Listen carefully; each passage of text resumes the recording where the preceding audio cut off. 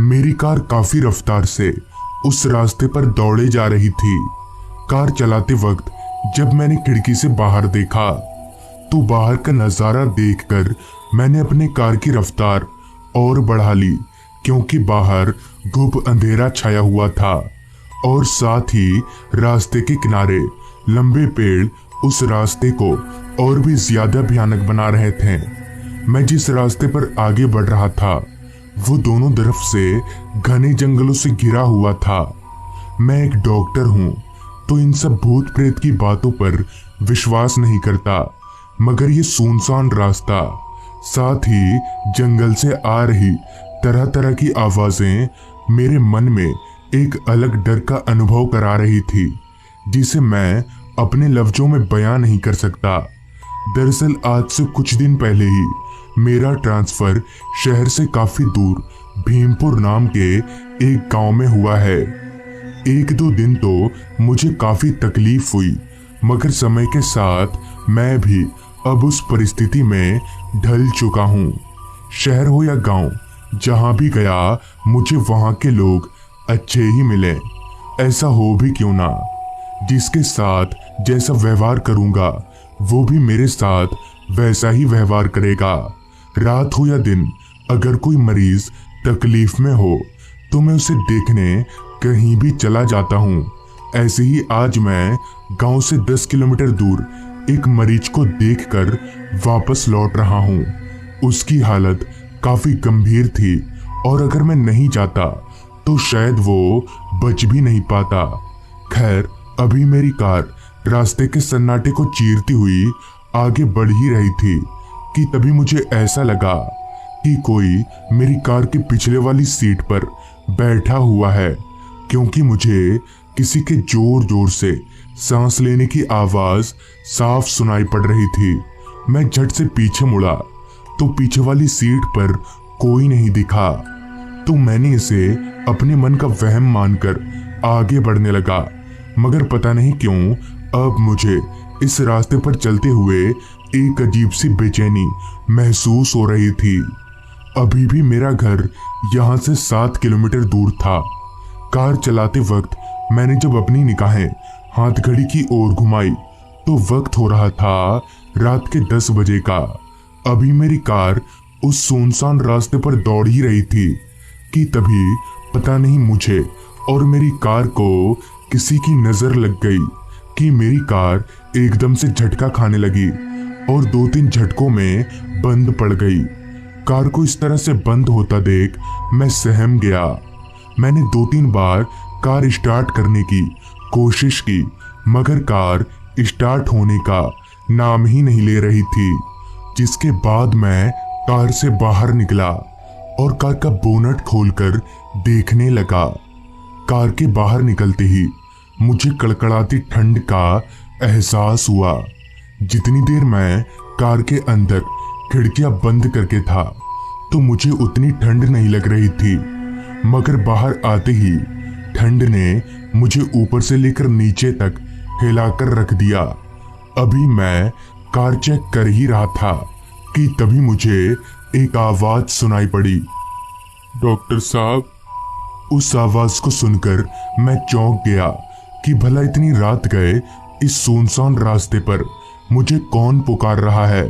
फिर जब मैंने अपनी निगाहें उस आवाज की ओर घुमाई तो मुझे घने अंधेरे में एक पेड़ के नीचे एक आदमी खड़ा हुआ दिखा।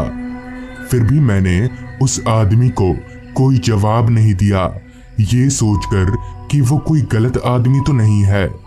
अभी मैं खड़ा ही था कि तभी उस आदमी ने दोबारा कहा, डॉक्टर साहब, आप मेरे साथ चलिए, मेरे पिताजी की तबीयत काफी खराब है। उस आदमी के मुंह से ये सुनकर मैंने मन ही मन में कहा, मगर इस आदमी को कहां से पता चल गया कि मैं रात के वक्त इसी रास्ते से गुजरूंगा, और क्या ये आदमी यहाँ खड़े होकर मेरा ही इंतजार कर रहा था। जिस पर मैंने उस आदमी से कहा, क्या हुआ है आपके पिताजी को और कहाँ है वो। जिस पर उस आदमी ने जवाब दिया, पता नहीं डॉक्टर साहब क्या हुआ है, मगर उनकी हालत काफी खराब है। आप मेरे साथ चलिए वरना कुछ भी हो सकता है। इतना बोलकर वो आदमी जोर जोर से रोने लगा। वैसे भी मैं उसे मना नहीं करता, मगर उसे रोता हुआ देखकर मैंने कहा, चलो देखते हैं क्या हुआ है तुम्हारे पिताजी को। इतना बोलकर मैं उस आदमी की तरफ चलता बना। वो आदमी जंगलों के बीच एक कच्चे रास्ते से पता नहीं मुझे कहां लेकर जा रहा था। थोड़ी दूर चलने के बाद भी जब उसका घर नहीं आया तो मैंने दोबारा से उस आदमी से कहा, और कितनी दूर है भाई तुम्हारा घर? जिस पर उस आदमी ने अपने हाथों को एक और इशारा करते हुए कहा, वो देखिए, वो जो दिख रहा है ना, वो मेरा घर है। उस आदमी के इशारा किए गए जगह पर मैंने जब अपनी नजरें दौड़ाई तो हाँ, मुझे जंगलों के बीच में एक घर दिखा जिसके बाहर एक लालटेन जल रहा था। हम दोनों चलकर उस घर के करीब पहुंचे तो वहां पहुंचते ही उस आदमी ने कहा, डॉक्टर साहब, मेरे पिताजी अंदर ही हैं, आप चलिए, मैं थोड़ा आता हूँ। इतना बोलकर वो आदमी जंगलों के भीतर चला गया। खैर मुझे तो मरीज को देखना था, मरीज के घर वालों को नहीं। और अगर कोई ऐसा वैसा काम भी पड़ा तो वो आदमी बोलकर ही गया है कि वो अभी आ जाएगा। मैं चलकर उस घर के अंदर गया तो उस घर में बस एक मोमबत्ती जल रही थी। उसकी दबी सी रोशनी को अंधेरे ने चारों तरफ से घेर रखा था। घर के अंदर दाखिल होते ही मैं इधर उधर मरीज को ढूंढने लगा। घर के एक कोने में एक खाट पर एक बुजुर्ग आदमी सोया हुआ दिखा। मैं चलकर उस आदमी के करीब गया और उनसे बोला, क्या बात है चाचा, क्या हुआ है आपको? मेरे इतना बोलते ही उस आदमी ने आंख खोला और कहा, अरे डॉक्टर साहब, आइए आइए, बैठिए, क्या बताऊं क्या हुआ। उस बुजुर्ग आदमी के मुंह से ये सुनकर मैं समझ गया कि अब ये मुझे अपनी बीमारियों का एक लंबा चौड़ा चिट्ठा सुनाएगा। आगे उस बुजुर्ग आदमी ने कहा, क्या आप मुझे ठीक कर पाएंगे? ना, आप नहीं कर सकते साहब मुझे ठीक। जिस पर मैंने कहा, अरे चाचा, मुझे एक बार देखने तो दीजिए, हुआ क्या है। इस पर उस बुजुर्ग आदमी ने कहा, जैसी आपकी मर्जी डॉक्टर साहब। इतना बोलकर वो आदमी अपनी हाथ को मेरी तरफ बढ़ा दिया। फिर मैंने जैसे ही उस बुजुर्ग आदमी का हाथ पकड़ा तो मेरे होश उड़ गए और मेरा पूरा शरीर ऊपर से लेकर नीचे तक कांपने लगा कि भला ये कैसे हो सकता है। किसी भी जिंदा इंसान का हाथ इतना ठंडा कैसे हो सकता है। मैं अच्छी तरह से जानता हूँ कि यह मुमकिन नहीं है, क्योंकि मैं एक डॉक्टर हूँ। तो क्या ये इंसान नहीं बल्कि भूत है। मैं इतना डर चुका था कि मैंने एक झटके से उसका हाथ छोड़ दिया और वहां से जाने लगा। दरवाजे पर पहुंचकर मैंने जब दोबारा उस बुजुर्ग आदमी को देखने के लिए पीछे मुड़ा तो मैं जोर जोर से कांपने लगा। दरअसल वो बूढ़ा आदमी अब उस खाट पर नहीं था और ना ही उस पूरे घर में। इतना सब देखने के बाद मेरी और हिम्मत नहीं हुई कि मैं वहां रुक सकूं। मैं भागकर सीधे अपने कार के पास पहुंचा।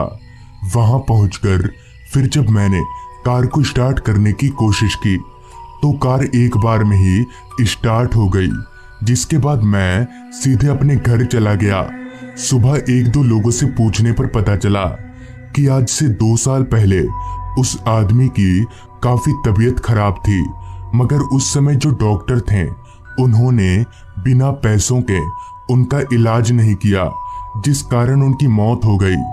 और अगर मैं उसकी मदद नहीं करने जाता तो वो भूत मुझे भी मार देता। तो दोस्तों, ये थी आज की कहानी।